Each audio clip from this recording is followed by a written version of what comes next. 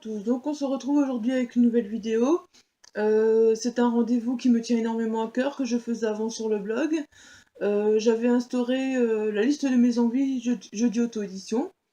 Donc maintenant, comme je fais les rendez-vous sur à part par vidéo, j'ai envie de continuer ce rendez-vous en vidéo. Je vous mettrai de toute façon tous les liens en barre d'infos. Vous savez que l'auto-édition est quelque chose qui me tient énormément à cœur. Donc que je fais de belles découvertes et j'ai envie de vous en faire faire aussi.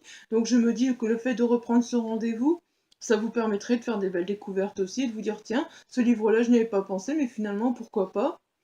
Donc j'essaierai de vous présenter 3 livres par semaine.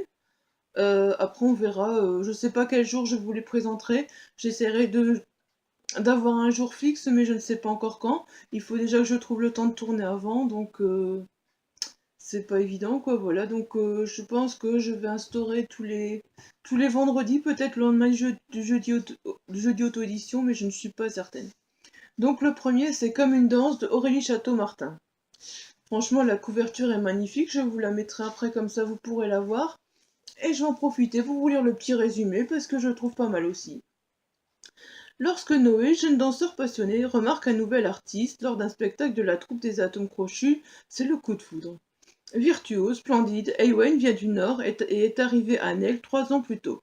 Noé, en le regardant évoluer sur scène, se retrouve pris au piège des beaux yeux de l'éphèbe. Malgré la salle comble, ceux-ci s'attardent un peu trop sur le jeune homme pour ne déclencher chez lui pour ne pas déclencher chez lui une vive émotion. Pourtant, Noé n'est pas gai et sa rencontre avec Ewen, aussi décisive soit-elle, le projette dans un univers de doute et de questionnement, d'angoisses toutes plus insoutenables les unes que les autres. Quand il découvre que le danseur qui l'affole complètement est en vérité libertin, c'est la douche froide. Que veut Ewen exactement? Noé, lui, sait très bien ce qu'il désire plus que tout le monde, et ce qu'il n'a pas le moindre envie de risquer également. Pris dans les raies de ses propres peurs, il tente de se persuader que son ancienne addiction pour la salvia peut seule le sauver. Mais ne risquera-t-elle pas, au contraire, d'exclure sa vie de toute chance du bonheur? Voilà, donc ça c'était pour le premier roman, qui est Comme une danse de Aurélie Château-Martin. Je vous mets directement la couverture.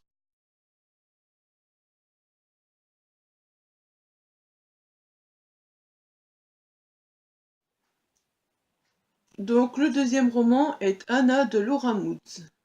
C'est un thriller qui a l'air très très très très palpitant, très intriguant et j'ai vraiment envie aussi de découvrir ce roman. Donc je vous lis le petit résumé comme pour l'autre et je vous mettrai la couverture après. Anna et Elliot forment un couple idéal, une belle maison dans un quartier chic, un métier dans l'éducation, des amis charmants et brillants, une vie rêvée, jusqu'au jour où après une soirée, Elliot ne rentrera pas. C'est alors que la vie d'Anna s'effondre. Pourquoi n'a-t-elle rien vu? Pourquoi tout semble lui indiquer que son mari n'est pas celui qu'elle pensait connaître? De la Caroline du Nord à la Pennsylvanie, d'une chambre d'hôtel à un club libertin, des secrets aux gros titres des journaux, plus rien ne sera comme avant. Franchement, quand je le résumé, il a l'air vraiment très très tentant et j'ai vraiment envie de le découvrir. On sent le drame, on sent la tension dans le résumé et j'ai vraiment envie de découvrir ce roman. Donc voilà, je vous mets la couverture tout de suite, comme ça vous pourrez le découvrir.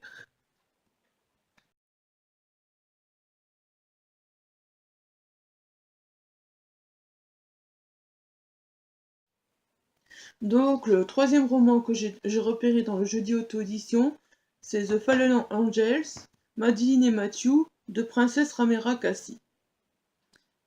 Le résumé me tentait bien, la couverture est magnifique, donc voilà. C'est encore un roman qui me fait craquer. J'ai voulu tout de suite le résumé. La vie était parfaite pour Maddy jusqu'au drame qui la bouleversera à jamais. À présent, jeune femme brisée, elle s'impose une règle. Pas de passé, pas d'amour, plus de musique. Juste survivre en attendant qu'elle arrive. Elle est de retour à Chicago auprès de sa cousine Abby et rencontre le groupe de rock The Fallen Angels. Ils n'acceptent pas sa règle et vont tout tenter pour la sortir de cet enfer. La musique, l'amitié, la passion, l'amour, arrivera-t-elle à sortir des ténèbres? Sera-t-elle ange déchu ou préférera-t-elle fuir avant de briser sa règle? Voilà. Donc encore une fois, j'aime bien ce résumé qui finit par un questionnement, et on se dit, bah tiens, ça donne vraiment envie de le lire, et donc ce sera certainement des romans sur lesquels je craquerai très bientôt.